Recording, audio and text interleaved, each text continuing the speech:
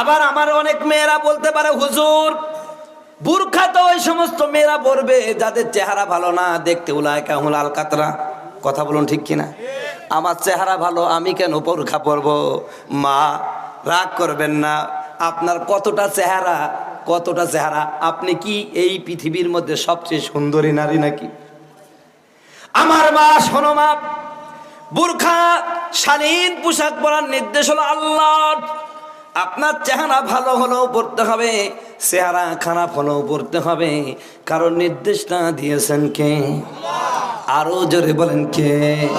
আল্লাহ রাব্বুল আলামিন বলেন, ইয়া নিসাআন নবী লাস্তুন্না কা আহাদিম মিনান নিসা ইনিত্তাকাইতুন্না ফালা তাখদানা বিল কওল আকারনা ফি বুয়ুতিকুন্না ওয়ালা তাবাররাজনা তাবাউজাল জাহিলিয়াতিল উলা।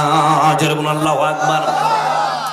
আর মেয়েরা, তোমরা প্রাথমিক মূর্খ মেয়েদের মতন অর্ধউলঙ্গ হয়ে সৌন্দর্য প্রদর্শন করে ঘুরে বেড়াও না। তোমরা তোমাদের ঘরের মধ্যে অবস্থান করো, তোমাদের ঘরের মধ্যে অবস্থান করো।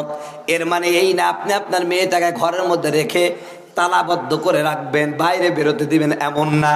ঘরের মধ্যে কোনো মানুষ অবস্থান করলে বাইরে থেকে যেমন দেখা যায় না, ঠিক তদ্রূপভাবে মেয়েরা যখন বাইরে বেরোবে এমন একটা সুন্দর ঢিলে ঢালা পোশাক পরবে, যেইটা পরিধান করলে মেয়েটাকে ঠিক মতন দেখা যাবে না, তার শরীরের কোথায় উঁচু কোথাও নিচু এগুলো বোঝা যাবে না। কথা বলুন ঠিক কিনা?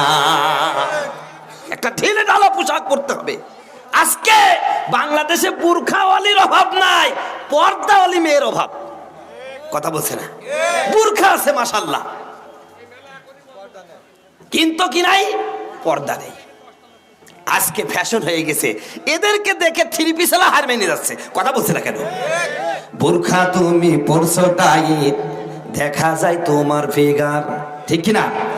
বুরখা তুমি পরছো টাইট, দেখা যায় তোমার ফিগার, এফবি বায়ো মুসলিম লাগো, এইটা কেমন বিচার, ঠিক কিনা?